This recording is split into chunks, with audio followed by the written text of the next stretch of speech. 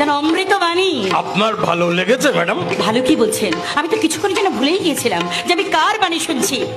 আপনার নাকি ঠাকুর রামকৃষ্ণ পরমাংশ দেবে? যা ম্যাডাম, আমাকে ওই লেভেলে ভাববেন না। লেভেল থেকে তো নিচেও নামাতে পারছি না বালবাবু। তা কি জন্য এখানে এসে পড়েছেন সেটা বলে ফেলুন। হ্যাঁ ম্যাডাম, সেটা বলার জন্য। ও সামনেই তো আপনার আশীর্বাদ, তারপরে বিয়ে।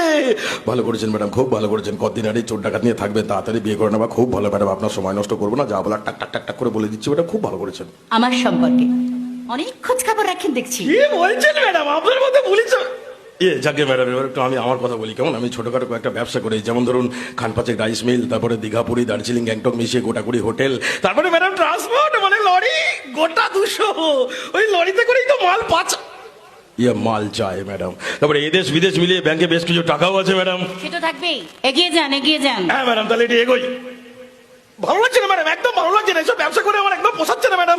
তাই ঠিক করেছি উপনির্বাচনের আগেই একটা আঞ্চলিক দল ঘোষণা করে ভোটে দাঁড়াবো ম্যাডাম, মানে রাজনীতির ব্যবসাটা করবো ম্যাডাম। খুব ভালো আইডিয়া, এগিয়ে যান এগিয়ে যান। হ্যাঁ ম্যাডাম, তাহলে আরেকটু এগোই। ম্যাডাম বুঝতেই তো পারছেন, একে নতুন দল, তারপর একেবারে আঞ্চলিক, চট করে মানুষ থেকে দিল্লি সরকারের নজরে পড়বো না ম্যাডাম। তাই ঠিক করেছি উপনির্বাচনের আগে এই নিশিগঞ্জে একটু আধটু ঝামেলা করবো কেমন। এই যেমন ধরুন পথ অবরোধ করবো, তারপরে বাড়ি বাড়ি থেকে মেয়েদেরকে তুলে নিয়ে এসে রেপ করে দেবো, গোটা দশেক পুলিশের গাড়ি চালিয়ে দেবো।